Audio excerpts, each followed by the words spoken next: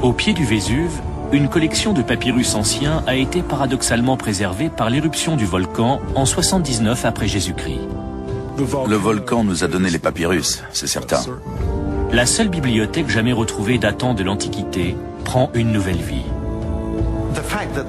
Avoir découvert 1800 rouleaux dans une seule et même villa d'Herculanum, c'est absolument stupéfiant. Grâce à ces pages calcinées, les chercheurs espèrent se faire une idée de la vie à Pompéi et Herculanum. Mais c'est une course contre le temps. On en perd des petits bouts sans arrêt. 250 ans après leur découverte, de nouvelles technologies permettront-elles de lire ces rouleaux noircis? On applique les technologies de l'ère spatiale à des textes perdus depuis 2000 ans. Et y aurait-il une autre bibliothèque encore enfouie à Herculanum?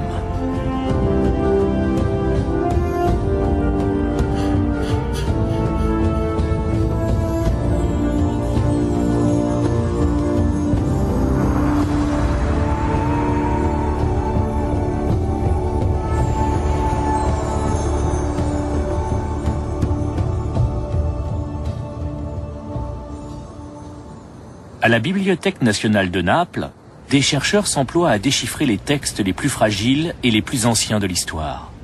Des fragments de papyrus qui ont traversé le temps par un concours de circonstances inattendues. En l'an 79, l'éruption du Vésuve a carbonisé et enseveli près de 1800 rouleaux, qui ont ainsi été préservés au lieu d'être réduits en poussière. Ça les a conservés. S'ils n'avaient pas été brûlés, ils auraient pourri. Moi, je considère le Vésuve comme un ami. Parce que c'est lui, avec son éruption de 79 après Jésus-Christ, qui a permis de conserver ces papyrus. Plus de 2 siècles après leur découverte, beaucoup n'ont pas encore été ouverts. Seule la villa des papyrus nous a livré des rouleaux entiers. Le problème est qu'on ne sait pas trop comment les ouvrir, tellement ils sont carbonisés et noircis. À partir de plus de 10 000 fragments calcinés, les chercheurs tentent de reconstituer les écrits perdus des philosophes classiques et d'éclairer d'un jour nouveau 2 cités rayées de la carte par le volcan.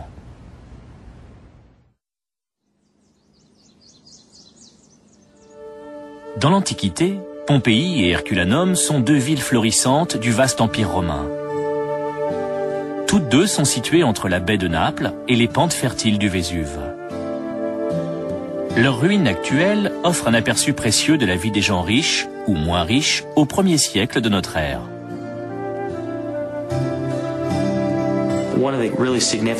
Ce qui est intéressant avec Pompéi et Herculanum, c'est que ce sont 2 villes qui sont restées figées dans le temps. Un peu comme des instantanés qui nous montrent exactement comment on vivait à cette époque. À Pompéi, on voit des maisons où il est facile de se projeter, parce qu'elles permettent d'imaginer ce qu'était la vie d'une famille dans l'Antiquité. C'était de belles maisons, même celles des boulangers et des fouleurs de draps et de laine. Toutes ces petites gens qui profitaient de la vie dans cette première et merveilleuse ébauche de civilisation moderne qu'était l'Empire romain. Malgré leurs similitudes, Pompéi et Herculanum possèdent des personnalités distinctes. Pompéi, la plus grande, est une ville commerçante très animée. Herculanum est situé plus près du Vésuve. Dans cette station balnéaire, la vie suit un rythme plus tranquille. C'est l'une des plus belles cités de la baie de Naples. Herculanum était très différente de Pompéi. C'était une ville de bord de mer, donc une sorte de port. Mais il y régnait une atmosphère plus cultivée, plus en prise avec la vie intellectuelle de l'époque. Herculanum est une ville toute petite et très élégante, avec des villas somptueuses. Par conséquent, on y trouve des peintures et des sculptures plus belles et plus précieuses qu'à Pompéi. Beaucoup de riches et puissants Romains possèdent ici une résidence. L'une de ces villas, particulièrement somptueuse, appartient au beau-père de Jules César, Lucius Calpurnius Pison. Il était consul en 58 avant Jésus-Christ. C'était la fonction la plus élevée de Rome. Le propriétaire de cette villa était à l'évidence l'homme le plus puissant de la région. La famille Pison peut admirer la vue sur la baie de Naples depuis la terrasse et se promener à l'ombre des colonnades dans les jardins.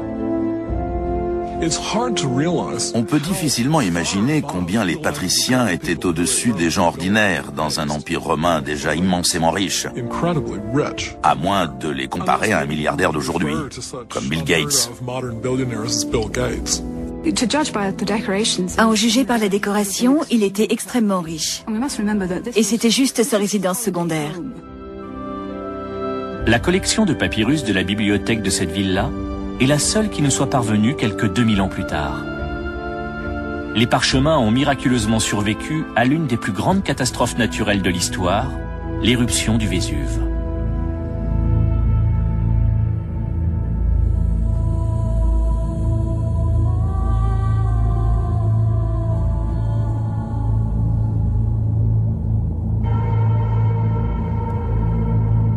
L'horreur de cette journée d'août 79 après Jésus-Christ est restée à jamais gravée sur le visage des victimes.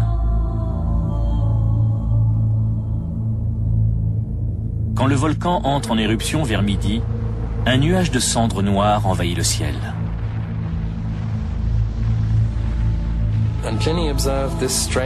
Pline a vu un étrange nuage moucheté. C'était le début de l'éruption. Grâce à l'archéologie, on sait comment elle s'est déroulée dans les villes situées au pied du volcan. Ça a été terrible. Pompéi a été couverte de cendres et de lapilli.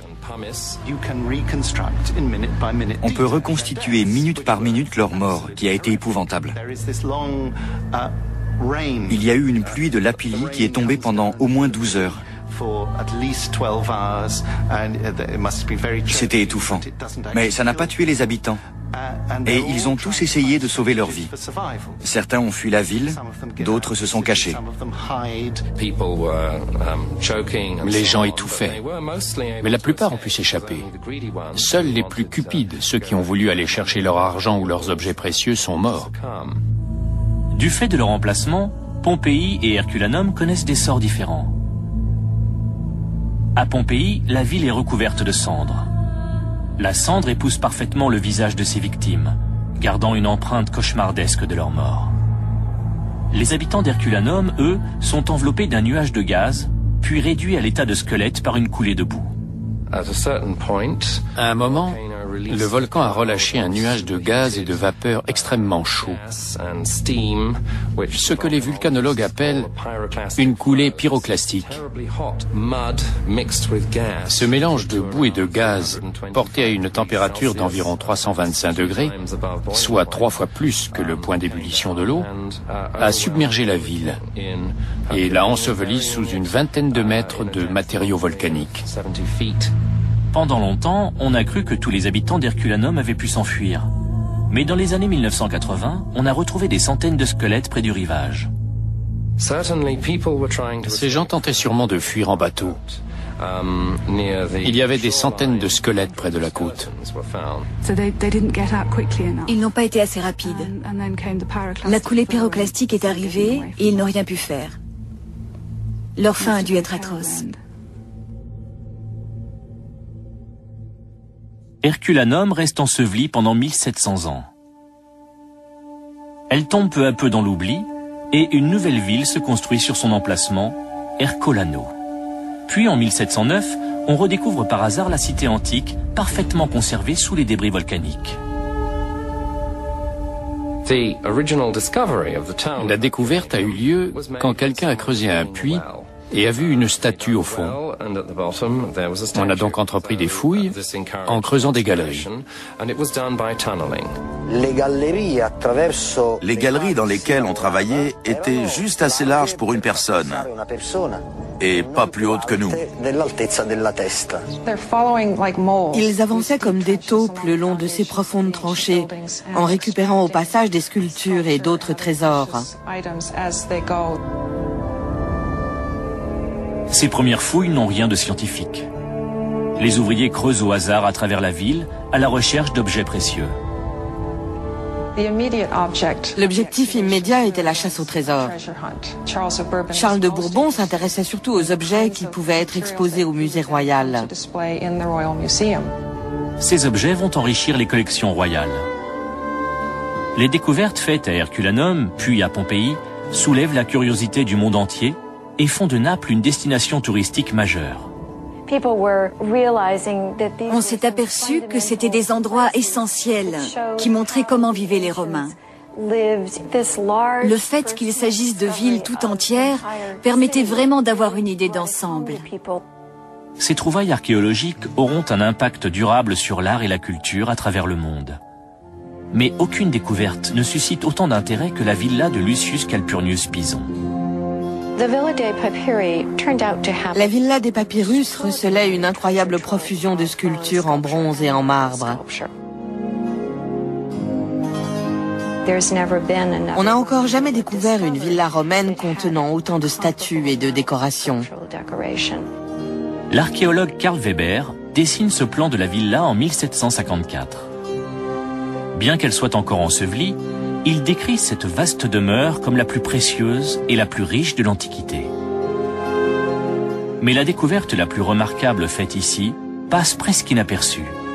1800 papyrus carbonisés qu'on prend d'abord pour des morceaux de charbon. En 1752, lors de fouilles, on a découvert des objets très mystérieux qui ressemblaient à du charbon. À l'époque, personne ne s'est rendu compte qu'il s'agissait de papyrus. Ce qui est logique, puisque la notion même de papyrus n'existait pas. Pour eux, c'était des bouts de bois calcinés. Nous savons que les 3 ou 4 premiers ont même été utilisés comme combustible. Au début, certains ont été jetés ou ont servi à faire du feu. Mais quelqu'un a fini par s'apercevoir qu'il y avait des écritures à l'intérieur et qu'il s'agissait donc de livres. Avoir découvert 1800 rouleaux dans une seule et même villa d'Herculanum, c'est absolument stupéfiant. Pour nous, il est très frustrant de ne pas avoir accès aux bibliothèques antiques. Nous avons des bibliothèques médiévales, parce que ces documents-là ont survécu, mais tout ce qui date de l'Antiquité a été brûlé ou détruit. Le responsable des fouilles note qu'on retrouve des centaines de rouleaux éparpillés dans la villa. Il raconte qu'il en a remonté une quantité énorme, trop importante pour qu'il puisse la porter seul, et les compare à des bouts de charbon. Dirk Obink, chercheur à Oxford, explique que les rouleaux ont non seulement souffert de la chaleur de l'éruption, mais aussi des effets de la pluie et d'autres éléments. Voici des rouleaux qui ont exactement l'aspect qu'ils avaient quand on les a mis au jour en 1752 et pris pour du charbon. Ils ont été écrasés par la pression des débris volcaniques accumulés au-dessus d'eux. Ils ont aussi été mouillés par la pluie qui a transformé les cendres en boue. Leurs bords se sont rétractés et ils ont pris une forme trapézoïdale et non plus cylindrique. La découverte de la bibliothèque d'Herculanum suscite l'intérêt du monde entier. La nouvelle de cette incroyable découverte s'est répandue dans toutes les grandes villes d'Europe. Tout le monde espérait qu'on trouverait les tragédies perdues des grands auteurs grecs. C'était la première fois qu'on pouvait ainsi accéder à l'Antiquité en direct. À Naples, le roi Charles de Bourbon voit là un moyen d'accroître son prestige. C'était bon pour son image d'avoir un tel trésor entre les mains. Tous ceux qui venaient à Naples demandaient où en sont les papyrus. Peut-on les voir? Qu'en a-t-on tiré? Combien ont été déroulés? En dépit de toutes les promesses qu'il recèle, un problème se pose.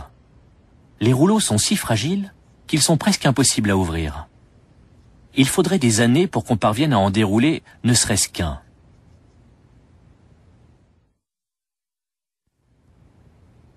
Cette mission délicate représente un défi unique pour les conservateurs. Ils étaient très difficiles à ouvrir. Et la première méthode qu'on a utilisée a été celle de Camillo Paderni, un peintre romain qui n'avait guère de connaissances en la matière. Paderni avait une méthode assez rudimentaire. Il y allait au couteau. L'une de ses techniques était de prendre un grand couteau et de trancher le rouleau dans sa longueur, en deux parties. Il obtenait deux moitiés, comme ça, et il découvrait le texte qui se trouvait à l'intérieur, les lignes couraient en fait horizontalement, en grattant les couches abîmées. Il grattait tout ce qui était au milieu, vidait la poussière sur son établi, et continuait ainsi jusqu'à ce qu'il atteigne la partie externe du papyrus. Et sur cette couche-là, il pouvait lire une certaine quantité de texte, ou plutôt, il pouvait voir un certain nombre de lettres successives, car il ne lisait pas le grec. Paderni était une brute ignorante. Son titre de gloire est d'avoir inventé le coupage de papyrus en deux. Apparemment, il a choisi de massacrer les papyrus les mieux conservés. C'est une perte incalculable. Plusieurs savants, dont le prince de San Severo, viennent à Naples tester leurs idées sur l'ouverture des papyrus. Il pensait que le mercure liquide, un métal qui se déplace sans frottement à travers tout, pourrait se glisser entre les couches des papyrus et les séparer proprement. Il a donc construit une grande boîte dans laquelle il a posé un rouleau verticalement et a rempli le tout de mercure. L'idée semblait bonne. Mais quand on a rouvert la boîte, on s'est aperçu que la densité du mercure avait réduit le papyrus en poudre. D'autres tentatives ont été faites pour ouvrir les rouleaux, souvent à l'aide de solvants chimiques. Le pire était Sir Humphrey Davy, un chimiste anglais qui était sûr de trouver un produit qui ne les réduirait pas en poussière et qui a simplement réussi à les casser en petits bouts. Il est allé à Naples dans les années 1820, mais après en avoir détruit une douzaine, il a renoncé. Les critiques fusant de toute l'Europe, le roi finit par demander l'aide du Vatican. Arrive alors un conservateur expérimenté, Antonio Piaggio, ce qui n'est pas du goût de Paderni. Pour Piaggio, Paderni était un boucher. Il parlait sans cesse du massacre qu'il avait infligé aux papyrus. Le père Piaggio était bien plus prudent, bien plus fin dans son approche. C'est lui qui a mis au point la machine avec laquelle on a enfin pu commencer à les dérouler. La méthode consistait à coller une sorte de membrane animale très fine sur le dos des papyrus et puis très doucement à séparer les couches. Cette membrane permet de garder le papyrus d'un seul tenant quand on le détache du reste du rouleau et qu'on le déroule vers le haut.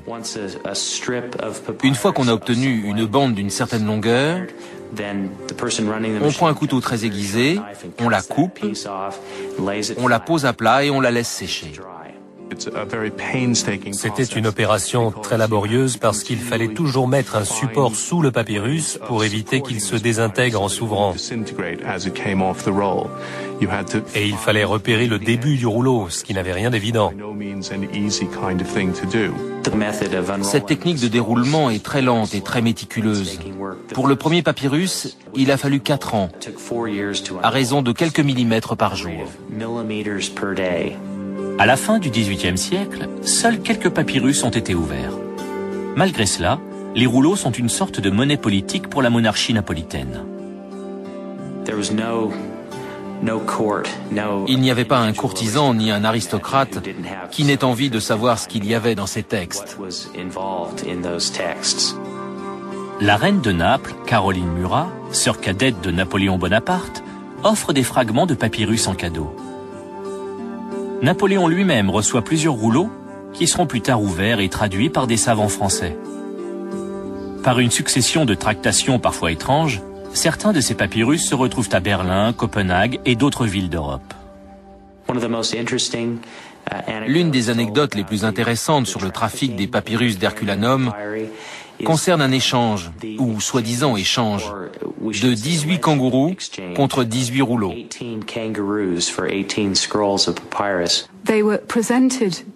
Les rouleaux ont été offerts au prince régent au début du 19e siècle par le roi de Naples. Il lui a donné 18 rouleaux et a reçu 18 kangourous adultes. C'était le taux de change. Un papyrus pour un kangourou. Les sources de l'époque décrivent cet incident comme quelque chose d'assez scandaleux. Une de ces sources précise que les kangourous étaient difformes, comme si ça dévalorisait l'opération. Plusieurs rouleaux et tout un ensemble de dessins vont même atterrir à l'université d'Oxford. En 1802, le prince de Galles envoie le révérend John Hayter à Naples pour travailler sur les rouleaux.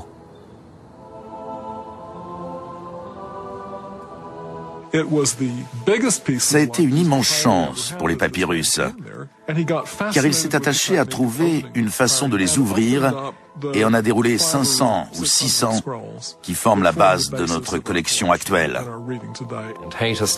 Il est resté à Naples plusieurs années et le travail a avancé bien plus vite sous sa direction. Hayter réalise des dessins détaillés de chaque fragment. En 1808, à l'arrivée des troupes de Napoléon, la famille royale a fui, et Hayter aussi, avec tous les dessins. Ça a fait scandale parce qu'il les a emportés. Ils sont aujourd'hui à la bibliothèque bodléienne d'Oxford. Les facsimilés de John Hayter sont un outil précieux pour les papyrologues. Ils montrent en effet à quoi ressemblaient les rouleaux au moment de leur ouverture. Ils sont essentiels pour reconstituer les textes, car on y voit des choses qui ont disparu depuis. Au cours des 2 siècles qui suivent la découverte des papyrus, le processus de déroulement continue de poser un problème. La technique la plus récente, dite méthode d'Oslo, emploie des colles spéciales pour consolider les fragments et minimiser les dégâts lors de l'ouverture. On applique un mélange d'acide acétique et de gélatine à l'aide d'un pinceau sur l'extérieur du rouleau. Une fois que c'est sec, ça forme une carapace très fragile, mais qui assure une certaine cohésion. En détachant cette carapace, on expose l'intérieur du fragment sur lequel le texte est écrit. Le problème, c'est qu'à chaque fois qu'on en détache un petit bout, le papyrus se casse légèrement et on peut voir, tous les centimètres, cette cassure qui correspond à chaque petit fragment déroulé. Le tout reste collé au papier de riz, mais il n'empêche qu'on détruit un petit bout de papyrus à chaque fois. Et au bout d'un certain temps, c'est là que le rouleau s'use. Ceux qui s'emploient à déchiffrer et transcrire les milliers de fragments conservés à Naples font face à une tâche très complexe.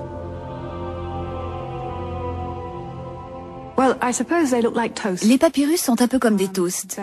Ils sont marron foncé, avec des parties parfois grisâtres et une surface très irrégulière. Et là-dessus, on distingue une encre grise plus brillante. C'est ce qui nous intéresse. La surface n'est pas plate du tout. Elle présente des petites crêtes dues au fait que le papyrus a été enroulé, puis écrasé. C'est comme aplatir une chips. Le papyrus est plus épais, mais presque aussi friable. On ne peut pas s'asseoir, poser le papyrus à plat sur la table, le regarder au microscope et le lire. Il faut sans cesse le bouger pour trouver l'angle exact sous lequel l'encre devient visible. Il arrive qu'un fragment se soit détaché de la couche à laquelle il appartenait pour venir s'attacher à une autre couche. Quand ce papyrus a été déroulé, comme beaucoup d'autres, les couches sont restées attachées les unes aux autres. Parfois, c'est quand on essaie de déchiffrer ces fragments qu'on se rend compte qu'on lit un passage qui vient d'une autre partie du rouleau. Mais à l'œil, on remarque à peine que les couches ont adhéré entre elles. Les fragments retranscrits sont généralement truffés d'espaces vides. Aux prises avec un puzzle complexe, les chercheurs tentent de retrouver des mots qui pourraient avoir échappé à d'autres. C'est un peu désespérant d'avoir 75 ou 35% d'un texte et de ne pas pouvoir le lire. Mais c'est ça qui nous motive. Pour moi, ce n'est pas une corvée. En fait, c'est presque une dépendance. Quand vous êtes à Naples en train de déchiffrer ces papyrus, vous êtes furieux de devoir quitter la bibliothèque parce qu'elle ferme. Après avoir travaillé toute la journée, quand je vais me coucher, je vois souvent des lettres danser devant mes yeux. Malgré les efforts déployés depuis 250 ans, certains rouleaux restent peu lisibles et n'ont été ni identifiés ni publiés. En 1969, le professeur Marcello Gigante lance un nouveau projet de déchiffrement et de publication. Dès le départ, je tenais à ce que ce soit une collaboration internationale. Lors d'une conférence en 1999, Gigante rencontre une équipe américaine qui lit des manuscrits brûlés grâce à une nouvelle technique d'imagerie. Invités à Naples, les spécialistes sont d'abord découragés par l'état des papyrus. Quand je les ai vus, j'ai pensé, le volcan les a détruits. Je n'avais jamais vu des papyrus aussi abîmés. Steve et Suzanne Bourras, de l'université Brigham Young, essaient de voir si cette nouvelle technique, appelée imagerie multispectrale, peut être utile. Ils se rendent vite compte qu'elle permet d'isoler le texte de son support carbonisé. C'est de l'encre noire sur un papyrus noir, mais avec des propriétés réfléchissantes différentes. L'œil humain ne voit que du noir. L'imagerie multispectrale, elle, repose sur la réflectivité. L'encre et le papyrus réfléchissant la lumière de façon différente, on peut facilement les distinguer l'un de l'autre, surtout dans le spectre infrarouge. Dans l'infrarouge, on a des réponses différentes. Et du papier noir peut apparaître gris clair, tandis que l'encre apparaîtra noir. On voit donc du noir sur fond gris, on le photographie et on peut le lire facilement. Ceci est un fragment de scorza, la couche extérieure du rouleau. On ne voit aucune trace d'écriture à l'œil nu. Voici une image prise avec un filtre correspondant à la lumière visible à environ 500 nanomètres. On ne distingue rien. Là, on est à 700 nanomètres. On rallume la caméra. On réduit la lumière. On commence à voir apparaître un peu de texte ici. On refait la mise au point. Là, on a une image avec du texte presque complet prise dans l'infrarouge, à environ 1000 nanomètres. Alors qu'avant, avec un filtre correspondant au spectre visible, on ne distinguait pratiquement rien. Au départ, l'imagerie multispectrale a été mise au point pour le programme spatial. La NASA l'utilise pour étudier la Terre et d'autres planètes. Les gens de la NASA voulaient voir ce qu'il y avait à la surface de ces planètes. Et on s'est dit qu'à plus petite échelle, on pourrait s'en servir pour des textes et des objets archéologiques. Des papyrologues un peu sceptiques apportent à l'équipe de l'université Brigham Young leurs fragments les moins lisibles. Je leur ai dit, si vous pouvez vraiment faire apparaître de nouvelles lettres, voilà un bon test. Un morceau de papyrus que Richard Janko et moi-même avons examiné pendant 1 heure au microscope et où on ne voit qu'une surface vide et les traces de 2 ou 3 lettres grecques. Si vous en tirez quelque chose, je serai vraiment impressionné.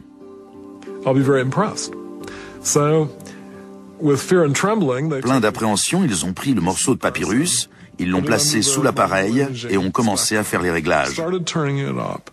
Et Jeff Fish et moi avons vu, ébahis, chacune des lettres devenir visible. J'ai cru qu'il allait avoir une attaque.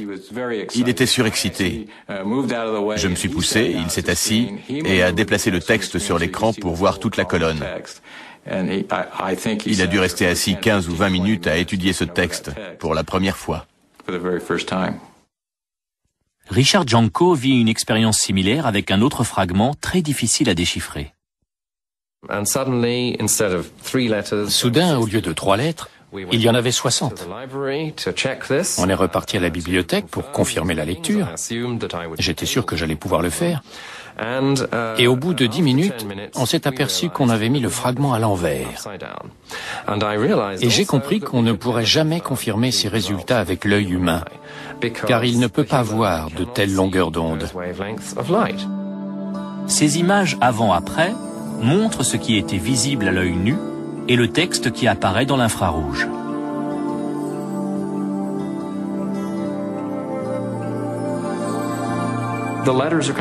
Les lettres surgissent sur le papyrus. C'est incroyable. On obtient donc de nouveaux mots, de nouvelles lettres, de nouvelles lectures. Les images multispectrales permettent en outre d'étudier les papyrus ailleurs qu'à Naples. Celle-là, c'est avec quel filtre? Là, on est à 450 nanomètres. La lumière visible? Oui. L'œil nu? Oui, cette image très impressionnante a été prise à 1000 nanomètres dans l'infrarouge. On a pris ces deux images et on les a imprimées. C'est vraiment étonnant, la différence entre une image prise à 450 nanomètres et à 1000. Ici, il n'y a pratiquement rien de visible. D'ailleurs, Gigante ne fait pas grand cas de ce fragment. Voyons. 1491, non intero, poco legibile. Donc à peine lisible et pessimo, très mauvais état. Ce qui est intéressant, c'est qu'il est classé parmi les papyrus latins, alors que c'est manifestement du grec. Là, on voit un mot entier, sun theorontes. C'est presque certainement un texte philosophique. On arrive à déchiffrer des lignes entières là où le papyrus n'est pas abîmé. Ça, c'est un texte qu'on peut lire. Et publié? Absolument. C'est le genre de choses qui fait le bonheur des papyrologues, avoir un texte en aussi bon état. Ces nouvelles images obligent les chercheurs comme Gigante à revoir les textes déjà publiés. C'est un papyrus qui porte le numéro 1050 et que j'étudie depuis des années, plus d'un demi-siècle. Je vais devoir en faire une nouvelle édition complète.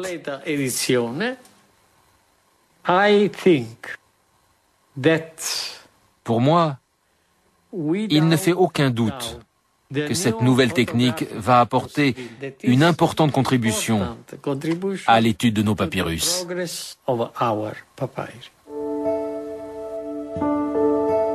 À la lecture de ces papyrus se dégage plus clairement que jamais une image de la vie intellectuelle romaine au 1er siècle de notre ère. Les vestiges archéologiques peuvent nous apprendre certaines choses, mais pas autant que les textes écrits. Il y a des questions auxquelles les vestiges matériels seuls ne permettent pas de répondre. On a besoin de s'appuyer sur ce qu'écrivaient les gens. C'est ça qui nous donne la meilleure idée de leur façon de penser, de vivre, de leur philosophie et de leurs aspirations. On pense que la villa des papyrus, où les rouleaux ont été trouvés, abritait une école dirigée par un philosophe épicurien appelé Philodème. Ses écrits jettent une lumière nouvelle sur les principes épicuriens. Ils sont d'une valeur incomparable. Ce sont les textes fondateurs de l'épicurisme.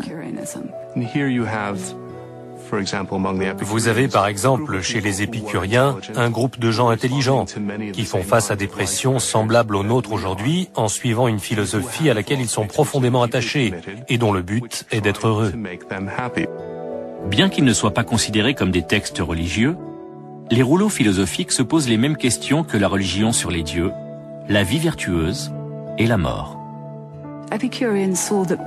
Pour les épicuriens, l'une des façons d'éliminer la souffrance était d'éliminer la peur, en particulier la peur de l'au-delà. On ne sait pas s'ils croyaient ou non dans les dieux. Moi, je pense que oui. En tout cas, ces dieux n'ont rien à voir avec nous. Ils n'interviennent pas dans notre vie, ni en bien, ni en mal. C'était un monde où on rendait un culte aux dieux sans croire en eux. Les philosophes pensaient qu'il fallait trouver son Dieu intérieur, vivre en paix avec soi-même, fréquenter des amis partageant les mêmes idées, et qu'on vivrait alors la vie la plus heureuse possible. Les rouleaux n'ont encore livré aucune référence à des mouvements religieux comme le christianisme. Au moment de l'éruption, beaucoup de religions sont présentes à Pompéi et Herculanum. Le christianisme a commencé à s'enraciner dans la région.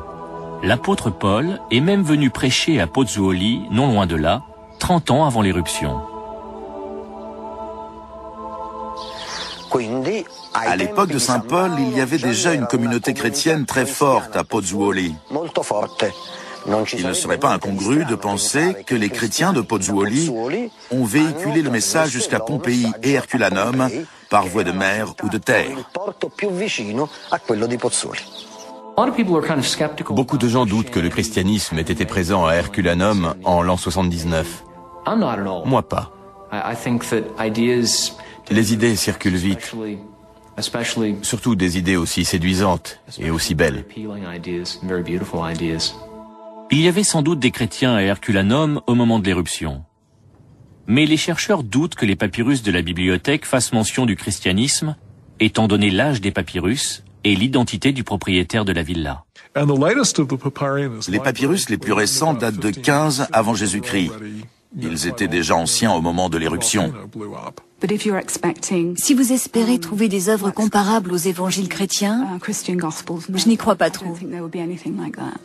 C'était une bibliothèque appartenant à un membre de l'élite dont les influences culturelles étaient grecques et non juives ou chrétiennes. Tous les rouleaux n'ayant pas encore été déchiffrés, il est possible qu'on trouve un jour d'autres références religieuses. Les papyrus suscitent en outre d'autres interrogations. Peut-être contiennent-ils des textes inédits et des œuvres d'auteurs plus connus comme on l'espérait au XVIIIe siècle. Ils étaient conscients que le meilleur de la littérature antique avait en grande partie disparu. Ils espéraient donc retrouver les tragédies perdues des grands auteurs grecs ou les ouvrages de l'historien Tite-Live, tous ces écrits dont on était venu à admirer les vestiges durant la Renaissance. Les gens me demandent si on va trouver des textes d'Aristote. Qu'on découvre une œuvre complète de lui ou de Platon est très improbable. Mais les écoles avaient pour habitude d'étudier des extraits des autres philosophes. Il n'est donc pas impossible qu'on retrouve de longs passages de grands philosophes. Les rouleaux pourraient aussi contenir des textes de femmes, comme la poétesse Sappho, dont il reste très peu d'écrits. Nous avons déjà des citations de Sappho dans certains textes philosophiques, mais elles sont très limitées. Peu de femmes écrivaient dans l'Antiquité. Ce serait vraiment un coup de chance de retrouver leurs œuvres, car écrire était une chose que beaucoup de femmes n'avaient pas le loisir ou les moyens de faire.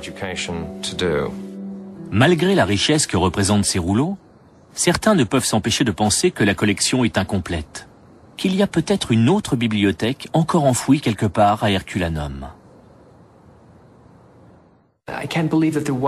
J'ai du mal à croire qu'il n'y en avait pas une autre, contenant les tragédies disparues de Sophocle et d'Échille, avec peut-être des rouleaux de poésie lyrique, des poèmes remarquables. Au XVIIIe siècle, la présence de gaz toxiques dans les galeries a fait abandonner les fouilles dans la villa des papyrus. Quand il la redécouvre au XXe siècle, l'archéologue Antonio De Simone espère pouvoir la mettre au jour en totalité.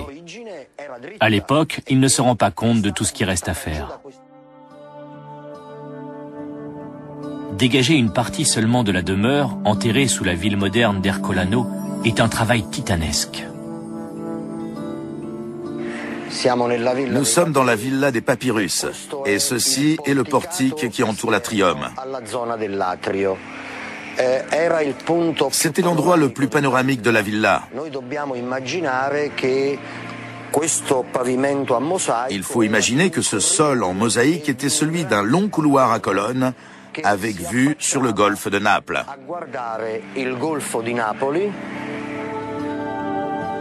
Même après 2000 ans, la splendeur des mosaïques et des fresques témoigne de la richesse et du statut social des propriétaires. Les propriétaires connaissaient la philosophie. Cette ville-là a sans doute vu passer des gens comme Virgile ou Philodème. La richesse de cette demeure était le cadre idéal pour le cercle d'intellectuels qui s'y réunissaient.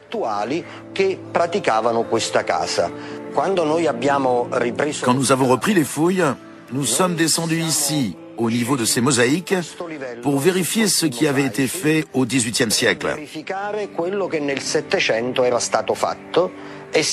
Nous sommes descendus par un puits qui était là, mais qu'on ne voit plus aujourd'hui, parce qu'il a été entièrement creusé. C'est non loin d'ici que se trouve la chambre numéro 5 de la villa, qui n'a pas encore été totalement dégagée.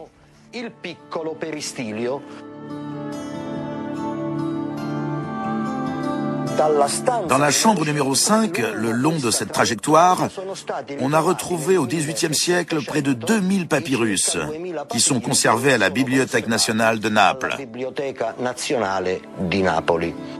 Les papyrus n'étaient pas rangés dans les rayons quand on les a trouvés. Ils étaient éparpillés par terre. Antonio De Simone pense qu'au moment de l'éruption, des gens ont tenté de les mettre en sûreté.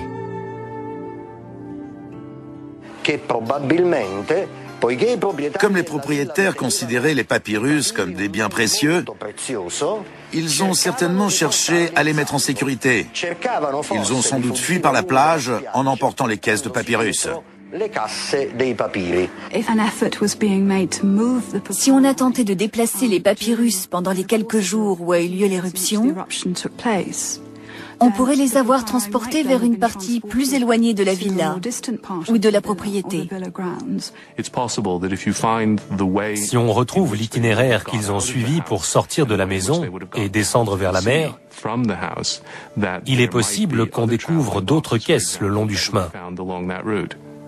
De nombreux chercheurs s'accordent à dire qu'il pourrait aussi y avoir d'autres papyrus ailleurs dans la villa. Est-ce qu'on va découvrir d'autres textes? Oui, je dirais qu'il en reste encore beaucoup.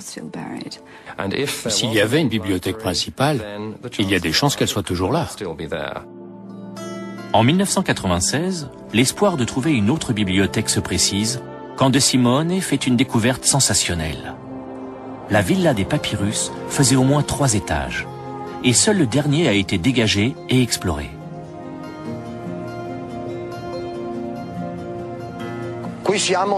Nous voici au niveau juste en dessous de l'étage principal.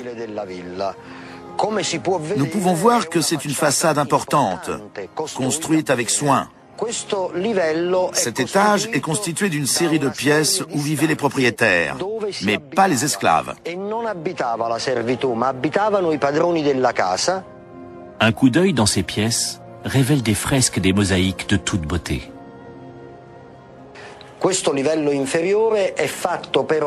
Dans les pièces de ce niveau inférieur, il y a des mosaïques au sol et des peintures assez importantes au mur.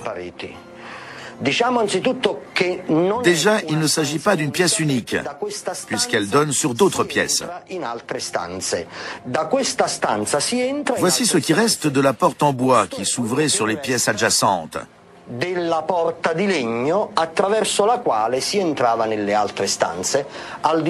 Au-dessus, une plinthe peinte en rouge, une corniche avec des frises peintes et d'autres décorations encore au-dessus.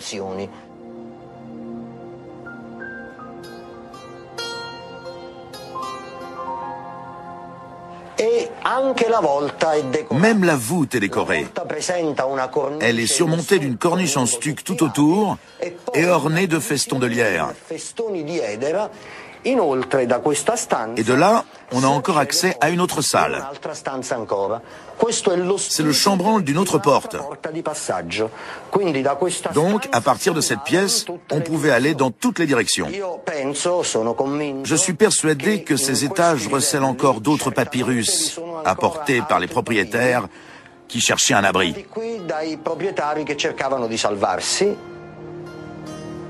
Au niveau inférieur de la villa, les archéologues du XXe siècle ont découvert 2 nouvelles statues. S'il y a des sculptures à cet étage, il pourrait aussi y avoir des papyrus. Au premier étage de la villa, c'est-à-dire au niveau de la mer, on a retrouvé 2 têtes magnifiques. J'ai tout de suite écrit un article intitulé « Aujourd'hui les têtes, demain les papyrus ». Puisqu'on retrouve de nouvelles œuvres d'art figuratif, on peut bien trouver d'autres papyrus. Pourtant, les archéologues ont dû s'arrêter avant d'avoir pu ouvrir cette porte pour voir ce qu'il y avait de l'autre côté. Le gouvernement italien a en effet décidé d'interrompre les fouilles pour se concentrer sur la conservation des nombreux sites archéologiques du pays. Mais bon nombre de chercheurs espèrent voir les fouilles reprendre un jour. S'il y a une autre bibliothèque, j'ai peur que l'eau que j'ai vue autour du site ne s'infiltre et ne détruise les rouleaux.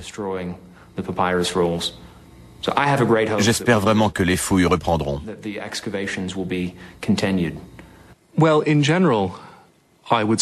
Normalement, je suis partisan des fouilles. Mais celle-ci pose de nombreux problèmes.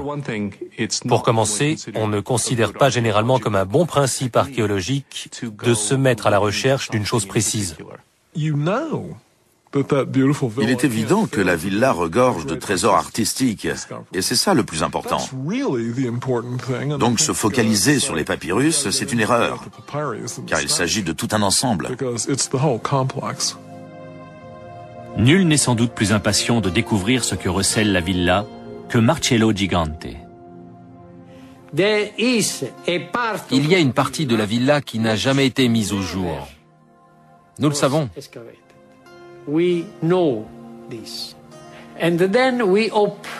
Nous espérons donc que les archéologues vont pouvoir de nouveau fouiller notre villa.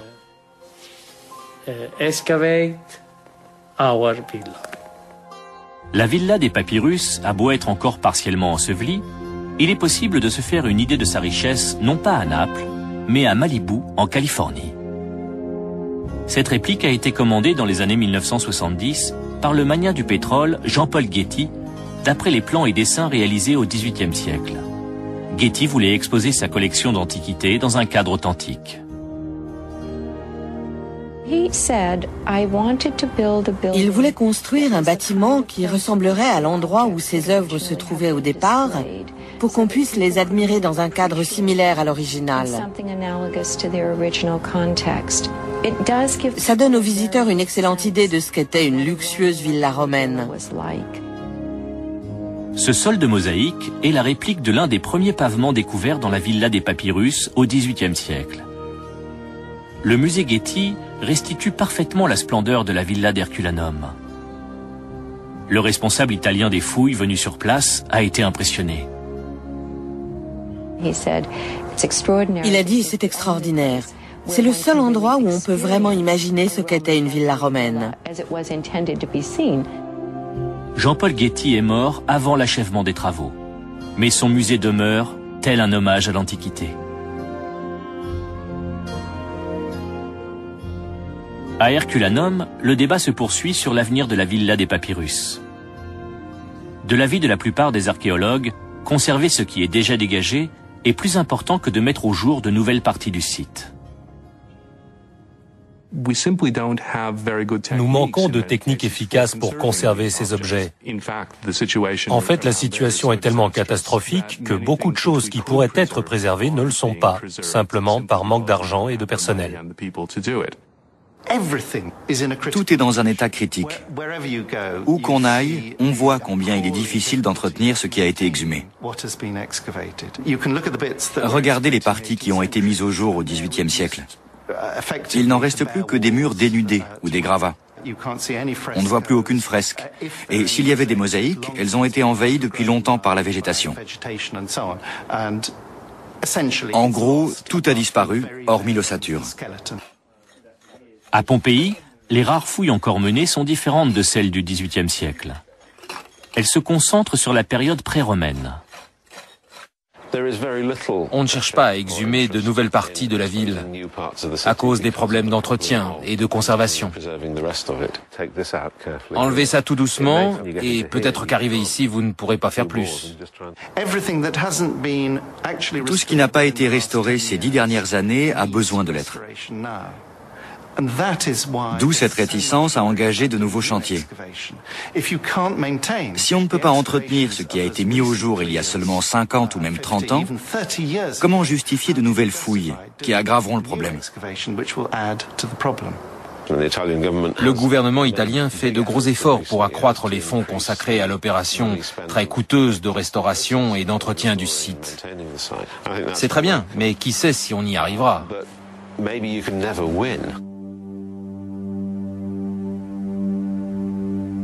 Comme ces sites archéologiques figés dans le temps par l'éruption du Vésuve, les papyrus d'Herculanum se détériorent.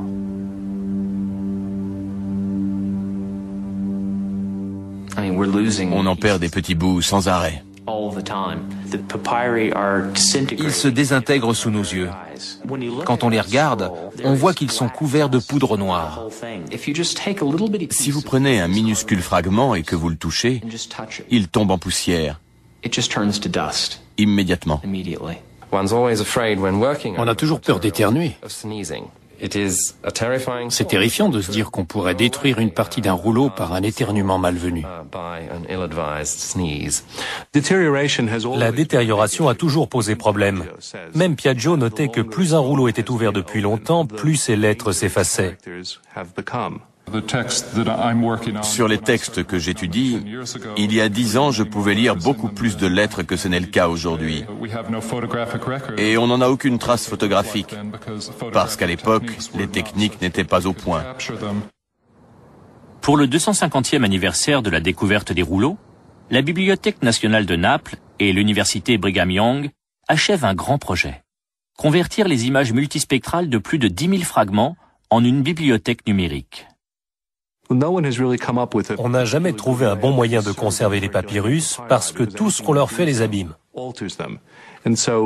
L'approche moderne consiste à essayer d'en prendre une image aussi bonne que possible, et ces images sont les meilleures qu'on ait obtenues jusqu'ici.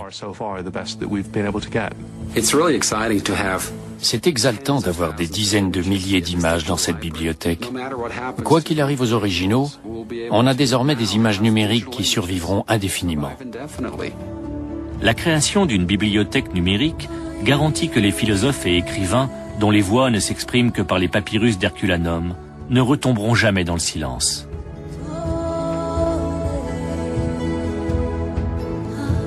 Le Vésuve domine toujours la baie de Naples de son imposante silhouette. Ce volcan actif est le rappel permanent de la tragédie passée. Je suis toujours frappée par sa proximité. Il est toujours là, à l'arrière-plan. Impossible de l'oublier. Et peut-être que les gens qui vivaient là l'ont oublié et n'ont pas compris ce qui leur arrivait. Pour les visiteurs, la présence de ceux qui vivaient ici et ont bâti ces villes flotte toujours sur les lieux. J'aimerais sentir les fantômes de l'Antiquité plus fortement. Ce que je voudrais, c'est sentir leur présence ici. Comment évoluaient-ils dans ces lieux?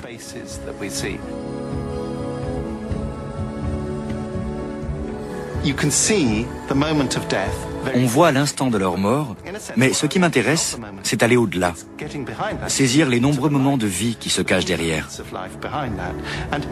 Tout est ici. Les traces sont ici. Il faut un effort d'imagination historique pour rassembler ces traces et reconstituer la vie dans l'Antiquité.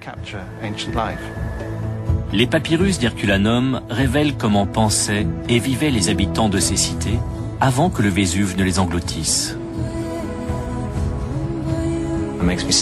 C'est triste de penser que c'est grâce à cette catastrophe que ces textes nous sont parvenus. J'aime imaginer Philodème en train de les lire à des gens comme Virgile. J'aime m'imaginer à cette époque, dans la villa.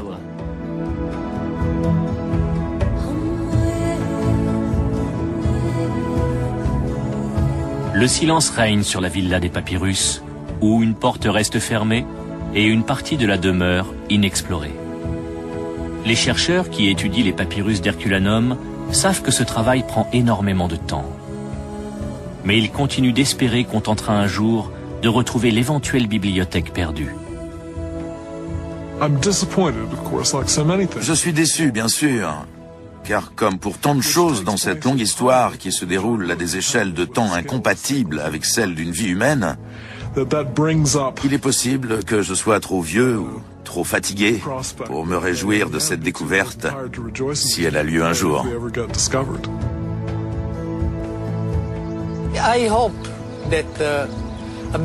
J'espère qu'avant de mourir, je pourrai contempler toute la villa dans la lumière de notre soleil.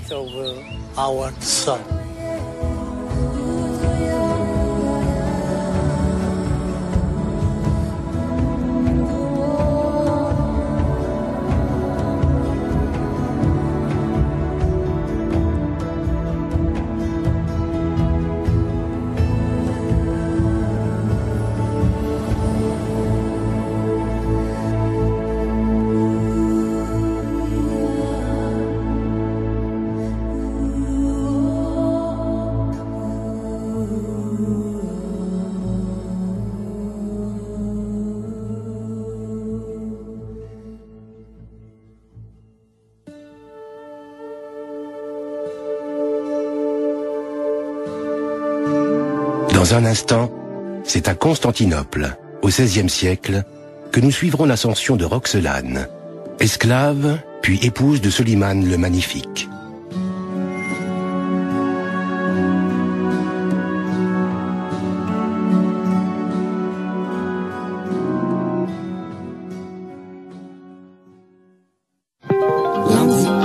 Sur le papyrus, c'est incroyable.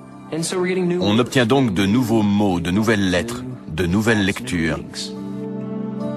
Les images multispectrales permettent en outre d'étudier les papyrus ailleurs qu'à Naples. Celle-là, c'est avec quel filtre? Là, on est à 450 nanomètres. La lumière visible? Oui. L'œil nu? Oui, cette image très impressionnante a été prise à 1000 nanomètres, dans l'infrarouge. On a pris ces deux images et on les a imprimées. C'est vraiment étonnant, la différence entre une image prise à 450 nanomètres et à 1000. Ici, il n'y a pratiquement rien de visible. D'ailleurs, Gigante ne fait pas grand cas de ce fragment. Voyons. 1491, non intero, poco legibile. Donc à peine lisible et pessimo, très mauvais état. Ce qui est intéressant, c'est qu'il est classé parmi les papyrus latins, alors que c'est manifestement du grec. Là, on voit un mot entier. Sun Theorontes. C'est presque certainement un texte philosophique.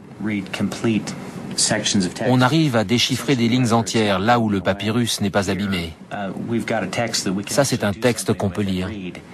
Et publié? Absolument. C'est le genre de choses qui fait le bonheur des papyrologues. Avoir un texte en aussi bon état. Ces nouvelles images obligent les chercheurs comme Gigante à revoir les textes déjà publiés. C'est un papyrus qui porte le numéro 1050 et que j'étudie depuis des années, plus d'un demi-siècle.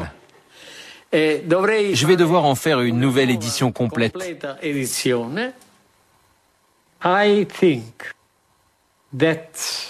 Pour moi, il ne fait aucun doute que cette nouvelle technique va apporter une importante contribution à l'étude de nos papyrus.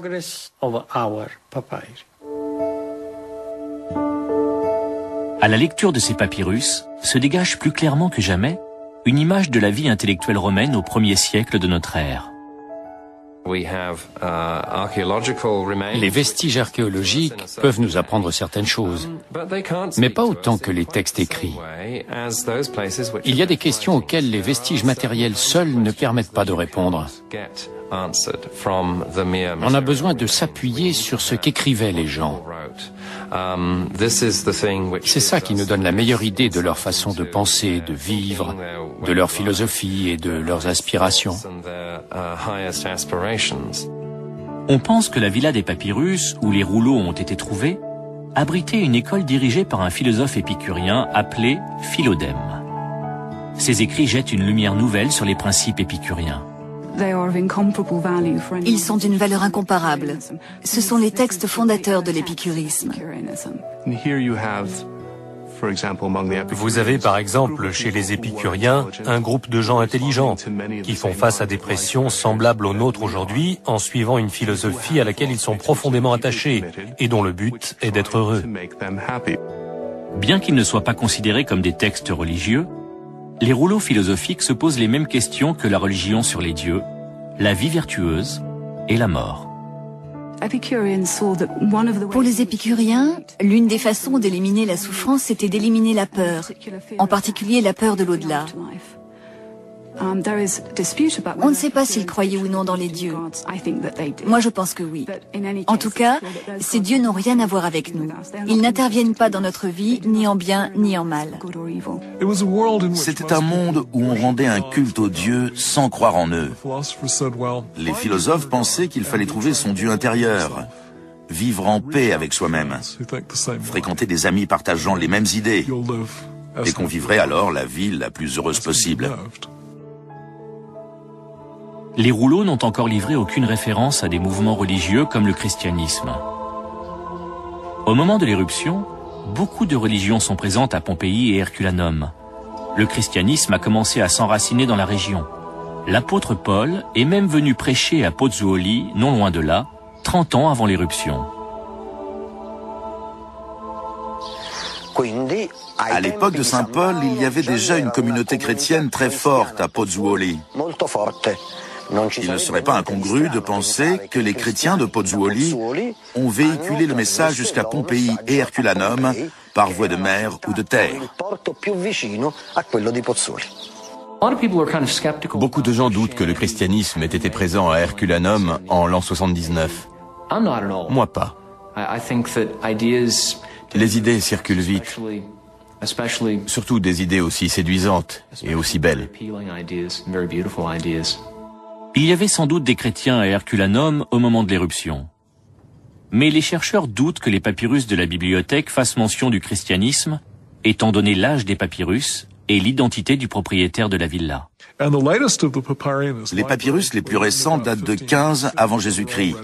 Ils étaient déjà anciens au moment de l'éruption. Si vous espérez trouver des œuvres comparables aux évangiles chrétiens, je n'y crois pas trop. C'était une bibliothèque appartenant à un membre de l'élite dont les influences culturelles étaient grecques et non juives ou chrétiennes. Tous les rouleaux n'ayant pas encore été déchiffrés, il est possible qu'on trouve un jour d'autres références religieuses. Les papyrus suscitent en outre d'autres interrogations. Peut-être contiennent-ils des textes inédits et des œuvres d'auteurs plus connus comme on l'espérait au XVIIIe siècle. Ils étaient conscients que le meilleur de la littérature antique avait en grande partie disparu. Ils espéraient donc retrouver les tragédies perdues des grands auteurs grecs ou les ouvrages de l'historien Tite-Live, tous ces écrits dont on était venu à admirer les vestiges durant la Renaissance. Les gens me demandent si on va trouver des textes d'Aristote.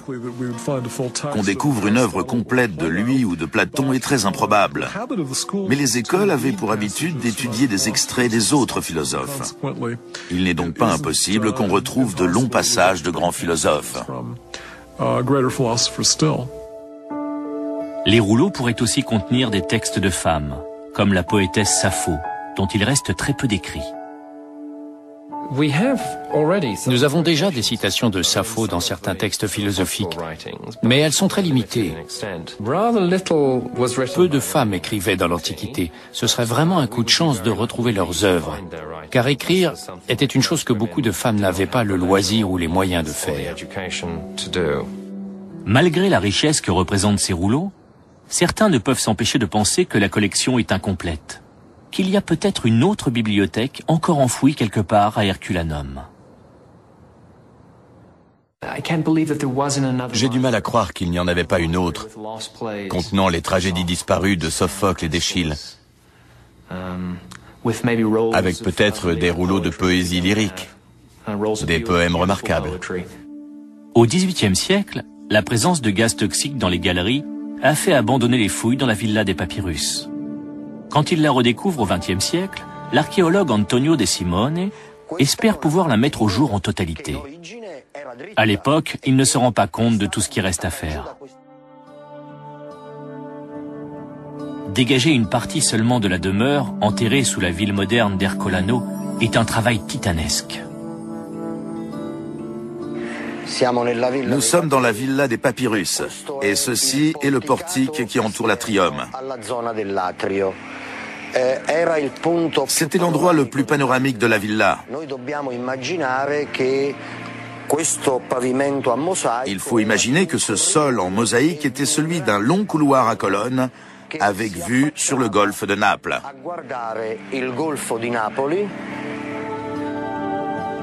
Même après 2000 ans, la splendeur des mosaïques et des fresques témoigne de la richesse et du statut social des propriétaires. Les propriétaires connaissaient la philosophie. Cette villa a sans doute vu passer des gens comme Virgile ou Philodème.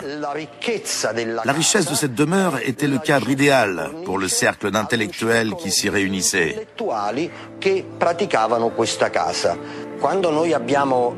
Quand nous avons repris les fouilles, nous sommes descendus ici, au niveau de ces mosaïques, pour vérifier ce qui avait été fait au XVIIIe siècle. Nous sommes descendus par un puits qui était là, mais qu'on ne voit plus aujourd'hui, parce qu'il a été entièrement creusé. C'est non loin d'ici que se trouve la chambre numéro 5 de la villa, qui n'a pas encore été totalement dégagée.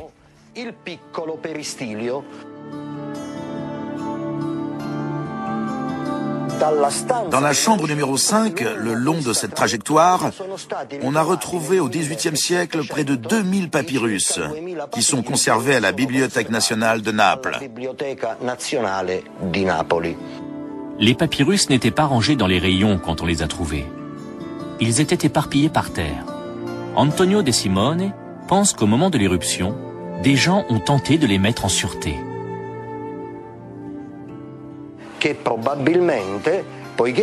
Comme les propriétaires considéraient les papyrus comme des biens précieux, ils ont certainement cherché à les mettre en sécurité.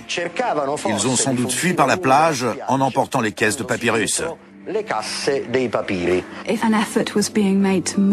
Si on a tenté de déplacer les papyrus pendant les quelques jours où a eu lieu l'éruption, on pourrait les avoir transportés vers une partie plus éloignée de la villa ou de la propriété. Si on retrouve l'itinéraire qu'ils ont suivi pour sortir de la maison et descendre vers la mer, il est possible qu'on découvre d'autres caisses le long du chemin. De nombreux chercheurs s'accordent à dire qu'il pourrait aussi y avoir d'autres papyrus ailleurs dans la villa. Est-ce qu'on va découvrir d'autres textes? Oui, je dirais qu'il en reste encore beaucoup. S'il y avait une bibliothèque principale, il y a des chances qu'elle soit toujours là. En 1996, l'espoir de trouver une autre bibliothèque se précise quand De Simone fait une découverte sensationnelle. La villa des papyrus faisait au moins 3 étages, et seul le dernier a été dégagé et exploré.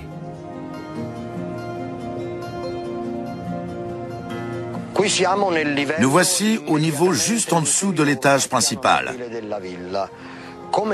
Nous pouvons voir que c'est une façade importante, construite avec soin. Cet étage est constitué d'une série de pièces où vivaient les propriétaires, mais pas les esclaves. Un coup d'œil dans ces pièces révèle des fresques et des mosaïques de toute beauté.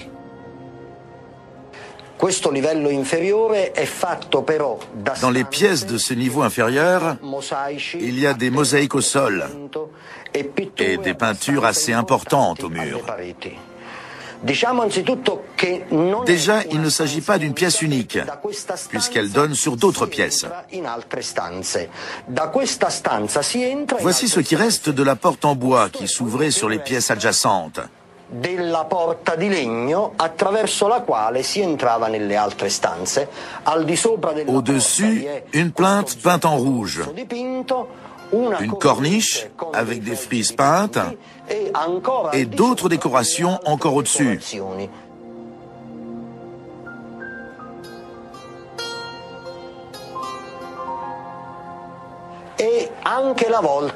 Même la voûte est décorée. Elle est surmontée d'une corniche en stuc tout autour et ornée de festons de lierre. Et de là, on a encore accès à une autre salle. C'est le chambranle d'une autre porte. Donc, à partir de cette pièce, on pouvait aller dans toutes les directions. Je suis persuadé que ces étages recèlent encore d'autres papyrus apportés par les propriétaires qui cherchaient un abri. Au niveau inférieur de la villa, les archéologues du XXe siècle ont découvert 2 nouvelles statues. S'il y a des sculptures à cet étage, il pourrait aussi y avoir des papyrus. Au premier étage de la villa, c'est-à-dire au niveau de la mer, on a retrouvé 2 têtes magnifiques. J'ai tout de suite écrit un article intitulé « Aujourd'hui les têtes, demain les papyrus ». Puisqu'on retrouve de nouvelles œuvres d'art figuratif, on peut bien trouver d'autres papyrus. Pourtant, les archéologues ont dû s'arrêter avant d'avoir pu ouvrir cette porte pour voir ce qu'il y avait de l'autre côté. Le gouvernement italien a en effet décidé d'interrompre les fouilles pour se concentrer sur la conservation des nombreux sites archéologiques du pays. Mais bon nombre de chercheurs espèrent voir les fouilles reprendre un jour. S'il y a une autre bibliothèque, j'ai peur que l'eau que j'ai vue autour du site ne s'infiltre et ne détruise les rouleaux. J'espère vraiment que les fouilles reprendront.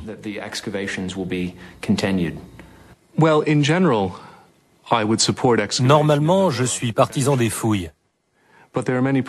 Mais celle-ci pose de nombreux problèmes. Pour commencer, on ne considère pas généralement comme un bon principe archéologique de se mettre à la recherche d'une chose précise. Il est évident que la villa regorge de trésors artistiques, et c'est ça le plus important. Donc se focaliser sur les papyrus, c'est une erreur, car il s'agit de tout un ensemble. Nul n'est sans doute plus impatient de découvrir ce que recèle la villa que Marcello Gigante.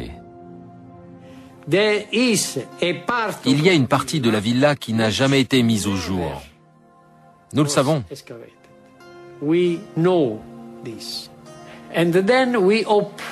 Nous espérons donc que les archéologues vont pouvoir de nouveau fouiller notre villa.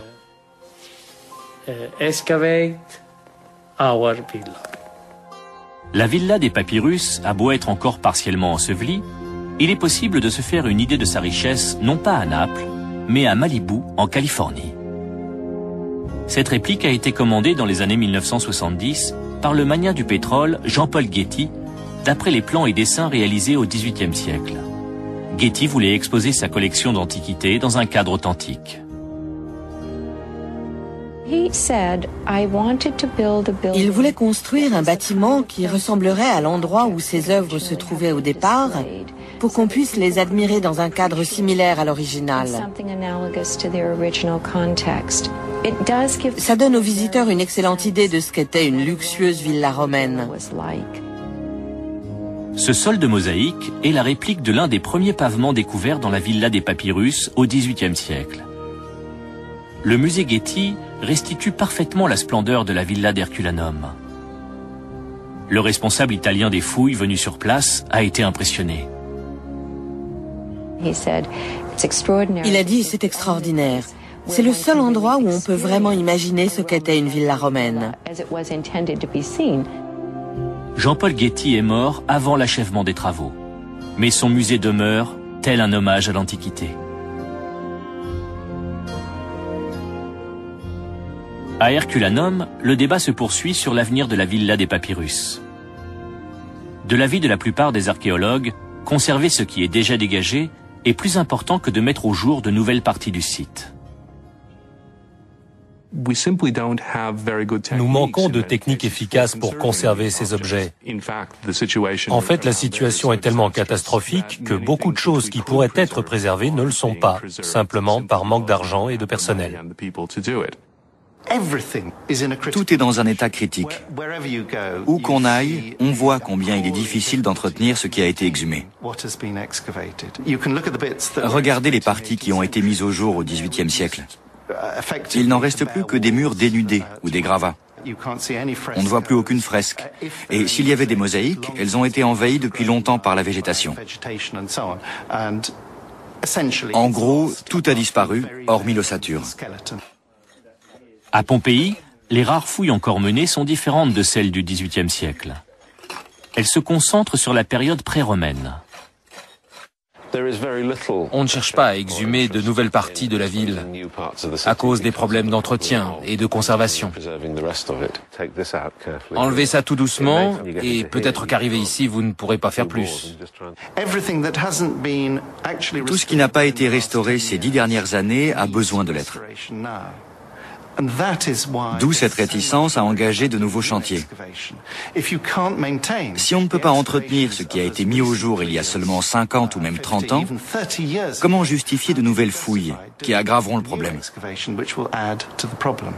Le gouvernement italien fait de gros efforts pour accroître les fonds consacrés à l'opération très coûteuse de restauration et d'entretien du site. C'est très bien, mais qui sait si on y arrivera ?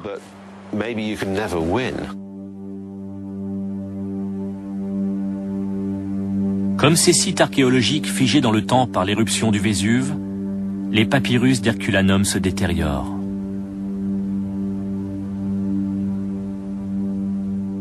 On en perd des petits bouts sans arrêt. Ils se désintègrent sous nos yeux. Quand on les regarde, on voit qu'ils sont couverts de poudre noire. Si vous prenez un minuscule fragment et que vous le touchez, il tombe en poussière. Aux objets qui pouvaient être exposés au musée royal. Ces objets vont enrichir les collections royales. Les découvertes faites à Herculanum, puis à Pompéi, soulèvent la curiosité du monde entier et font de Naples une destination touristique majeure. On s'est aperçu que c'était des endroits essentiels qui montraient comment vivaient les Romains. Le fait qu'il s'agisse de villes tout entières permettait vraiment d'avoir une idée d'ensemble. Ces trouvailles archéologiques auront un impact durable sur l'art et la culture à travers le monde. Mais aucune découverte ne suscite autant d'intérêt que la villa de Lucius Calpurnius Pison. La villa des papyrus recelait une incroyable profusion de sculptures en bronze et en marbre. On n'a encore jamais découvert une villa romaine contenant autant de statues et de décorations. L'archéologue Karl Weber dessine ce plan de la villa en 1754. Bien qu'elle soit encore ensevelie, il décrit cette vaste demeure comme la plus précieuse et la plus riche de l'Antiquité. Mais la découverte la plus remarquable faite ici passe presque inaperçue. 1800 papyrus carbonisés qu'on prend d'abord pour des morceaux de charbon. En 1752, lors de fouilles, on a découvert des objets très mystérieux qui ressemblaient à du charbon. À l'époque, personne ne s'est rendu compte qu'il s'agissait de papyrus. Ce qui est logique, puisque la notion même de papyrus n'existait pas. Pour eux, c'était des bouts de bois calcinés. Nous savons que les 3 ou 4 premiers ont même été utilisés comme combustible. Au début, certains ont été jetés ou ont servi à faire du feu. Mais quelqu'un a fini par s'apercevoir qu'il y avait des écritures à l'intérieur et qu'il s'agissait donc de livres. Avoir découvert 1800 rouleaux dans une seule et même villa d'Herculanum, c'est absolument stupéfiant. Pour nous, il est très frustrant de ne pas avoir accès aux bibliothèques antiques. Nous avons des bibliothèques médiévales, parce que ces documents-là ont survécu, mais tout ce qui date de l'Antiquité a été brûlé ou détruit. Le responsable des fouilles note qu'on retrouve des centaines de rouleaux éparpillés dans la villa. Il raconte qu'il en a remonté une quantité énorme, trop importante pour qu'il puisse la porter seul, et les compare à des bouts de charbon. Dirk Obink, chercheur à Oxford, explique que les rouleaux ont non seulement souffert de la chaleur de l'éruption, mais aussi des effets de la pluie et d'autres éléments. Voici des rouleaux qui ont exactement l'aspect qu'ils avaient quand on les a mis au jour en 1752 et pris pour du charbon. Ils ont été écrasés par la pression des débris volcaniques accumulés au-dessus d'eux. Ils ont aussi été mouillés par la pluie qui a transformé les cendres en boue. Leurs bords se sont rétractés et ils ont pris une forme trapézoïdale et non plus cylindrique. La découverte de la bibliothèque d'Herculanum suscite l'intérêt du monde entier. La nouvelle de cette incroyable découverte s'est répandue dans toutes les grandes villes d'Europe. Tout le monde espérait qu'on trouverait les tragédies perdues des grands auteurs grecs. C'était la première fois qu'on pouvait ainsi accéder à l'Antiquité en direct. À Naples, le roi Charles de Bourbon voit là un moyen d'accroître son prestige. C'était bon pour son image d'avoir un tel trésor entre les mains. Tous ceux qui venaient à Naples demandaient où en sont les papyrus. Peut-on les voir? Qu'en a-t-on tiré? Combien ont été déroulés? En dépit de toutes les promesses qu'il recèle, un problème se pose. Les rouleaux sont si fragiles qu'ils sont presque impossibles à ouvrir. Il faudrait des années pour qu'on parvienne à en dérouler ne serait-ce qu'un.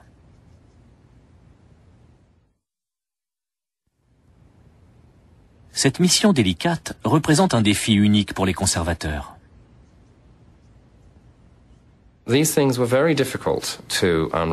étaient très difficiles à ouvrir. Et la première méthode qu'on a utilisée a été celle de Camillo Paderni, un peintre romain qui n'avait guère de connaissances en la matière. Paderni avait une méthode assez rudimentaire. Il y allait au couteau. L'une de ces techniques était de prendre un grand couteau et de trancher le rouleau dans sa longueur, en deux parties. Il obtenait deux moitiés, comme ça, et il découvrait le texte qui se trouvait à l'intérieur. Les lignes couraient en fait horizontalement, en grattant les couches abîmées. Il grattait tout ce qui était au milieu, vidait la poussière sur son établi, et continuait ainsi jusqu'à ce qu'il atteigne la partie externe du papyrus. Et sur cette couche-là, il pouvait lire une certaine quantité de texte, ou plutôt, il pouvait voir un certain nombre de lettres successives, car il ne lisait pas le grec. Paderni était une brute ignorante. Son titre de gloire est d'avoir inventé le coupage de papyrus en deux. Apparemment, il a choisi de massacrer les papyrus les mieux conservés. C'est une perte incalculable. Plusieurs savants, dont le prince de San Severo, viennent à Naples tester leurs idées sur l'ouverture des papyrus. Il pensait que le mercure liquide, un métal qui se déplace sans frottement à travers tout, pourrait se glisser entre les couches des papyrus et les séparer proprement. Il a donc construit une grande boîte dans laquelle il a posé un rouleau verticalement et a rempli le tout de mercure. L'idée semblait bonne, mais quand on a rouvert la boîte, on s'est aperçu que la densité du mercure avait réduit le papyrus en poudre. D'autres tentatives ont été faites pour ouvrir les rouleaux, souvent à l'aide de solvants chimiques. Le pire était Sir Humphrey Davy, un chimiste anglais qui était sûr de trouver un produit qui ne les réduirait pas en poussière et qui a simplement réussi à les casser en petits bouts. Il est allé à Naples dans les années 1820, mais après en avoir détruit une douzaine, il a renoncé. Les critiques fusant de toute l'Europe, le roi finit par demander l'aide du Vatican. Arrive alors un conservateur expérimenté, Antonio Piaggio, ce qui n'est pas du goût de Paderni. Pour Piaggio, Paderni était un boucher.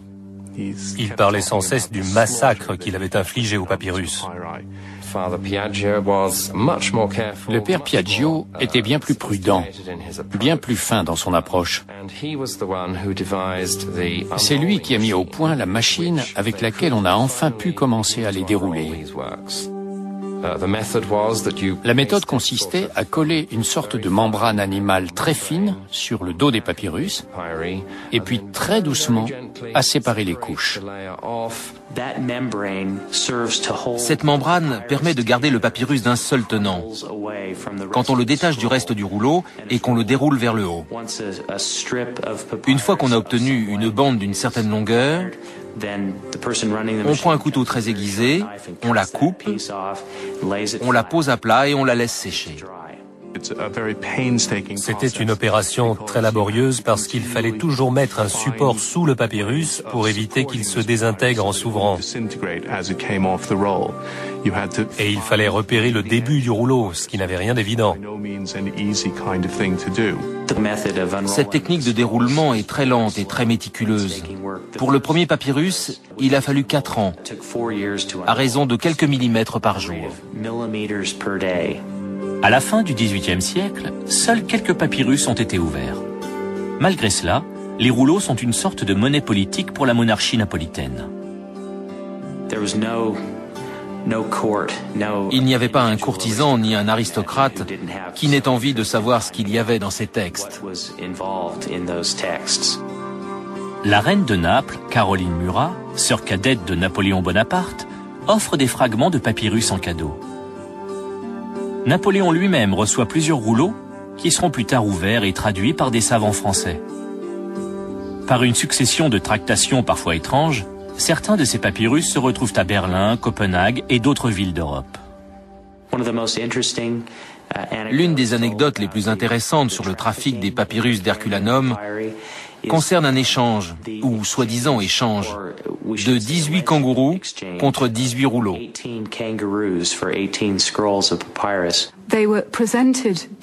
Les rouleaux ont été offerts au prince régent au début du XIXe siècle par le roi de Naples. Il lui a donné 18 rouleaux.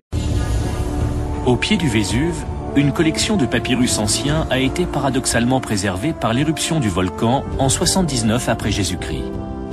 Le volcan nous a donné les papyrus, c'est certain. La seule bibliothèque jamais retrouvée datant de l'Antiquité prend une nouvelle vie. Avoir découvert 1800 rouleaux dans une seule et même villa d'Herculanum, c'est absolument stupéfiant. Grâce à ces pages calcinées, les chercheurs espèrent se faire une idée de la vie à Pompéi et Herculanum. Mais c'est une course contre le temps. On en perd des petits bouts sans arrêt. 250 ans après leur découverte, de nouvelles technologies permettront-elles de lire ces rouleaux noircis? On applique les technologies de l'ère spatiale à des textes perdus depuis 2000 ans. Et y aurait-il une autre bibliothèque encore enfouie à Herculanum?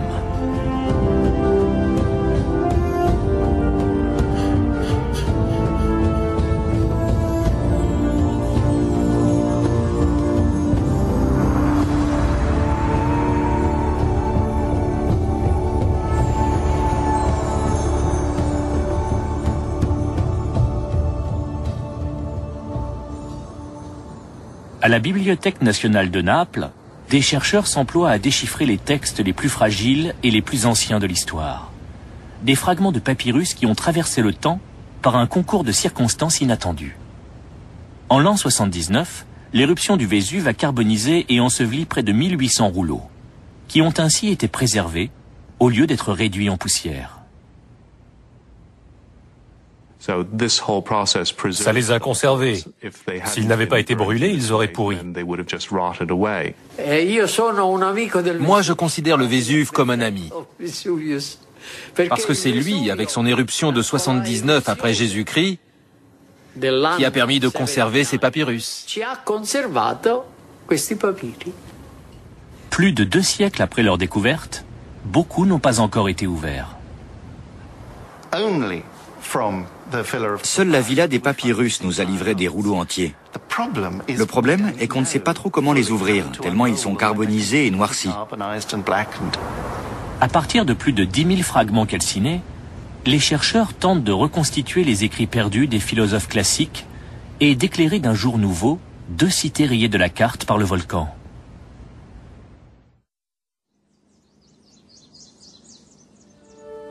Dans l'Antiquité, Pompéi et Herculanum sont 2 villes florissantes du vaste empire romain.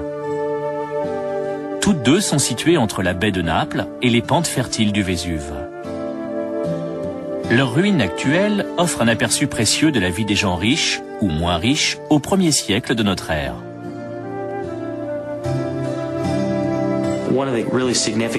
Ce qui est intéressant avec Pompéi et Herculanum, c'est que ce sont 2 villes qui sont restées figées dans le temps.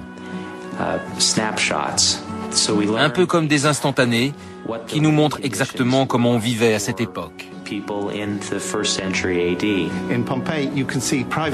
À Pompéi, on voit des maisons où il est facile de se projeter, parce qu'elles permettent d'imaginer ce qu'était la vie d'une famille dans l'Antiquité.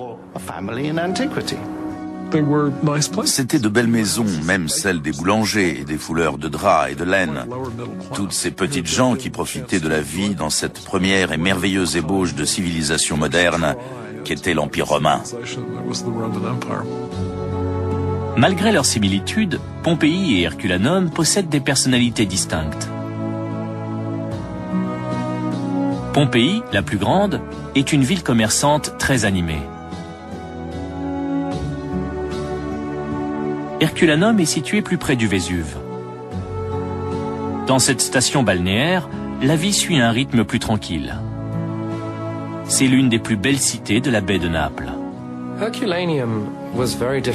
Herculanum était très différente de Pompéi. C'était une ville de bord de mer, donc une sorte de port. Mais il y régnait une atmosphère plus cultivée, plus en prise avec la vie intellectuelle de l'époque. Herculanum est une ville toute petite et très élégante, avec des villas somptueuses.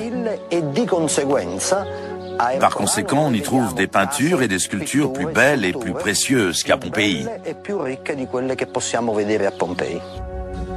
Beaucoup de riches et puissants Romains possèdent ici une résidence. L'une de ces villas, particulièrement somptueuse, appartient au beau-père de Jules César, Lucius Calpurnius Pison. Il était consul en 58 avant Jésus-Christ. C'était la fonction la plus élevée de Rome. Le propriétaire de cette villa était à l'évidence l'homme le plus puissant de la région. La famille Pison peut admirer la vue sur la baie de Naples depuis la terrasse et se promener à l'ombre des colonnades dans les jardins. On peut difficilement imaginer combien les patriciens étaient au-dessus des gens ordinaires dans un empire romain déjà immensément riche, à moins de les comparer à un milliardaire d'aujourd'hui, comme Bill Gates. À en juger par la décoration, il était extrêmement riche. Et c'était juste sa résidence secondaire. La collection de papyrus de la bibliothèque de cette ville-là est la seule qui nous soit parvenue quelques 2000 ans plus tard. Les parchemins ont miraculeusement survécu à l'une des plus grandes catastrophes naturelles de l'histoire, l'éruption du Vésuve.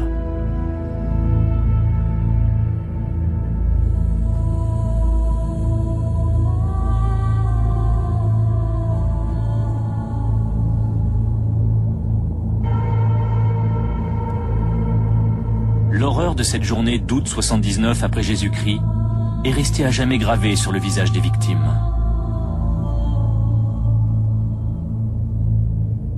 Quand le volcan entre en éruption vers midi, un nuage de cendres noires envahit le ciel.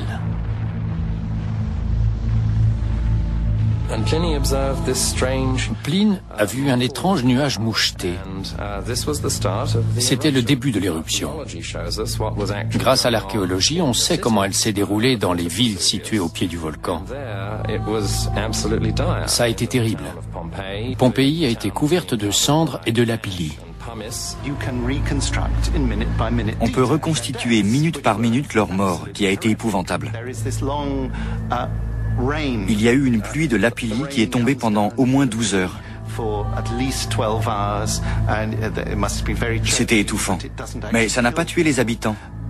Et ils ont tous essayé de sauver leur vie. Certains ont fui la ville, d'autres se sont cachés. Les gens étouffaient, mais la plupart ont pu s'échapper. Seuls les plus cupides, ceux qui ont voulu aller chercher leur argent ou leurs objets précieux, sont morts. Du fait de leur emplacement, Pompéi et Herculanum connaissent des sorts différents. À Pompéi, la ville est recouverte de cendres. La cendre épouse parfaitement le visage de ses victimes, gardant une empreinte cauchemardesque de leur mort. Les habitants d'Herculanum, eux, sont enveloppés d'un nuage de gaz, puis réduits à l'état de squelette par une coulée de boue. À un moment, le volcan a relâché un nuage de gaz et de vapeur extrêmement chaud, ce que les volcanologues appellent une coulée pyroclastique. Ce mélange de boue et de gaz, porté à une température d'environ 325 degrés, soit 3 fois plus que le point d'ébullition de l'eau, a submergé la ville et l'a ensevelie sous une vingtaine de mètres de matériaux volcaniques. Pendant longtemps, on a cru que tous les habitants d'Herculanum avaient pu s'enfuir. Mais dans les années 1980, on a retrouvé des centaines de squelettes près du rivage. Ces gens tentaient sûrement de fuir en bateau. Il y avait des centaines de squelettes près de la côte. Ils n'ont pas été assez rapides. La coulée pyroclastique est arrivée et ils n'ont rien pu faire. Leur fin a dû être atroce. Herculanum reste enseveli pendant 1700 ans. Elle tombe peu à peu dans l'oubli et une nouvelle ville se construit sur son emplacement, Ercolano. Puis en 1709, on redécouvre par hasard la cité antique, parfaitement conservée sous les débris volcaniques. La découverte a eu lieu quand quelqu'un a creusé un puits et a vu une statue au fond. On a donc entrepris des fouilles en creusant des galeries. Les galeries dans lesquelles on travaillait étaient juste assez larges pour une personne et pas plus hautes que nous. Ils avançaient comme des taupes le long de ces profondes tranchées, en récupérant au passage des sculptures et d'autres trésors. Ces premières fouilles n'ont rien de scientifique. Les ouvriers creusent au hasard à travers la ville à la recherche d'objets précieux. L'objectif immédiat était la chasse au trésor. Charles de Bourbon s'intéressait surtout L'eau et a reçu 18 kangourous adultes. C'était le taux de change. Un papyrus pour un kangourou. Les sources de l'époque décrivent cet incident comme quelque chose d'assez scandaleux. Une de ces sources précise que les kangourous étaient difformes, comme si ça dévalorisait l'opération. Plusieurs rouleaux et tout un ensemble de dessins vont même atterrir à l'université d'Oxford. En 1802, le prince de Galles envoie le révérend John Hayter à Naples pour travailler sur les rouleaux.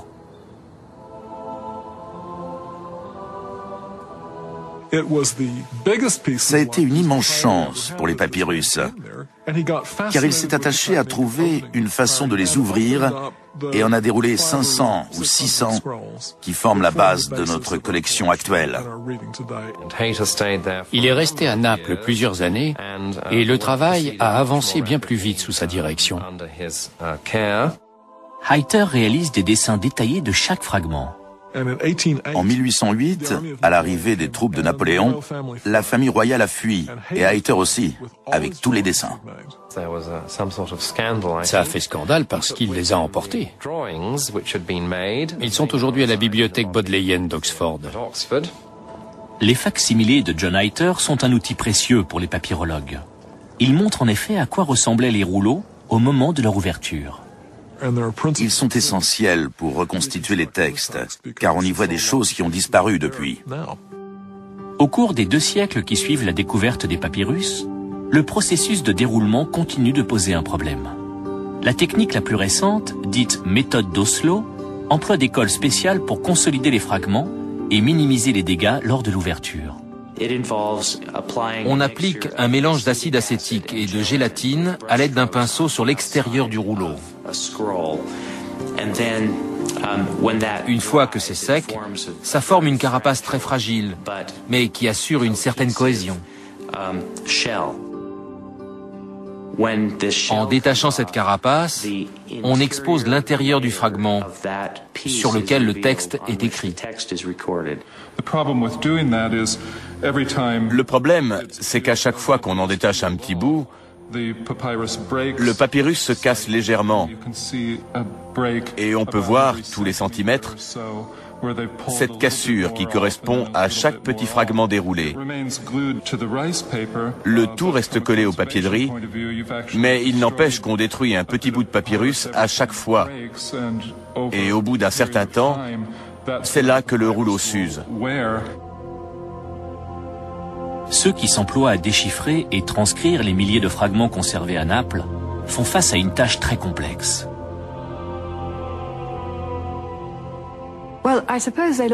Les papyrus sont un peu comme des toasts. Ils sont marron foncé, avec des parties parfois grisâtres et une surface très irrégulière. Et là-dessus, on distingue une encre grise plus brillante. C'est ce qui nous intéresse. La surface n'est pas plate du tout.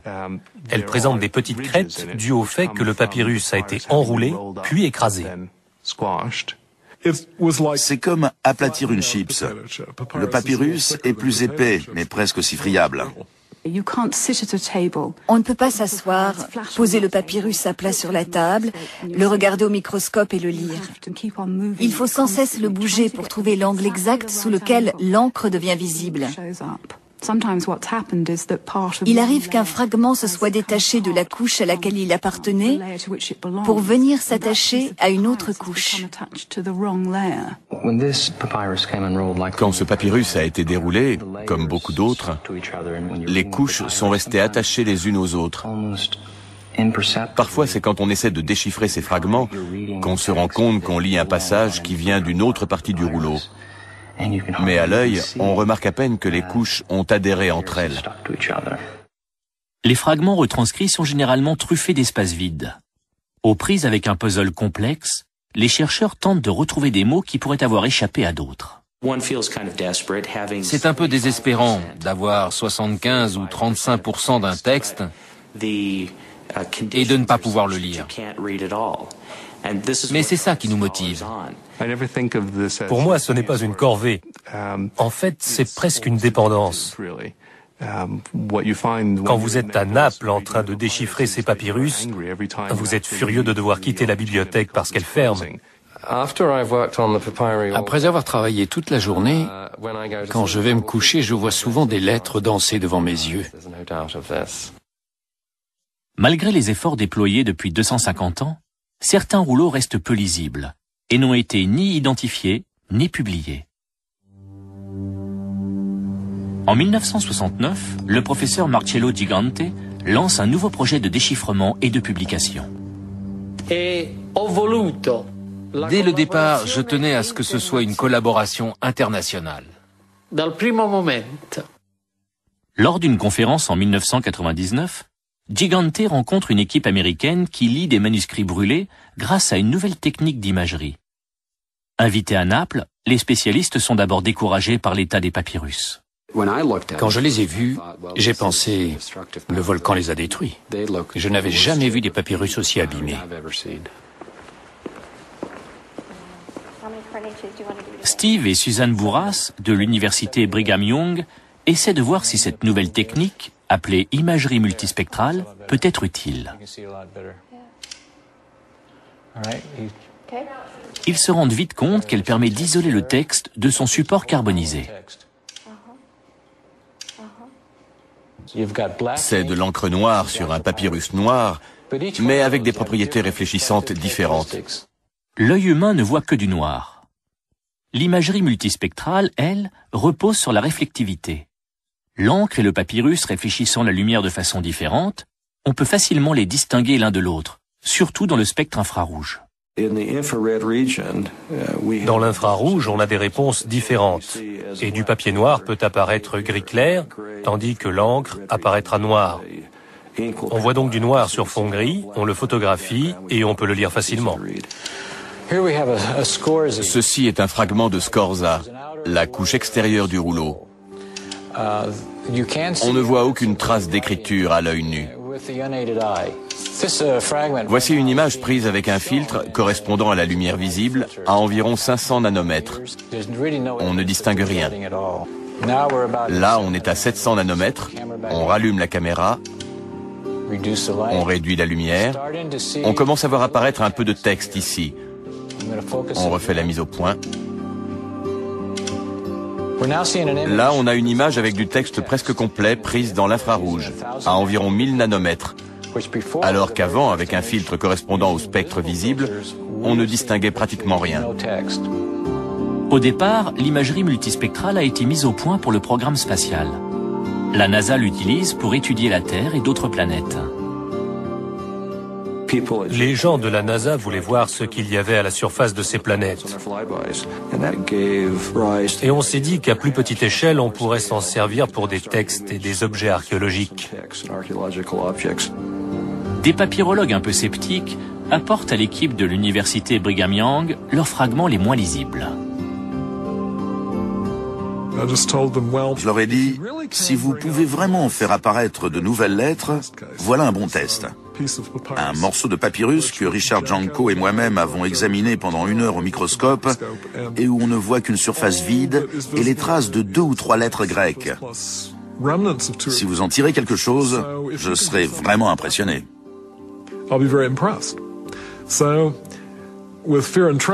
Plein d'appréhension, ils ont pris le morceau de papyrus, ils l'ont placé sous l'appareil et ont commencé à faire les réglages. Et Jeff Fish et moi avons vu, ébahis, chacune des lettres devenir visible. J'ai cru qu'il allait avoir une attaque. Il était surexcité. Je me suis poussé, il s'est assis et a déplacé le texte sur l'écran pour voir toute la colonne. Il a dû rester assis 15 ou 20 minutes à étudier ce texte pour la première fois. Richard Janko vit une expérience similaire avec un autre fragment très difficile à déchiffrer. Soudain, au lieu de 3 lettres, il y en avait 60. On est reparti à la bibliothèque pour confirmer la lecture. J'étais sûr que j'allais pouvoir le faire. Et au bout de 10 minutes, on s'est aperçu qu'on avait mis le fragment à l'envers. Et j'ai compris qu'on ne pourrait jamais confirmer ces résultats avec l'œil humain, car il ne peut pas voir de telles longueurs d'onde. Ces images avant-après montrent ce qui était visible à l'œil nu et le texte qui apparaît dans l'infrarouge.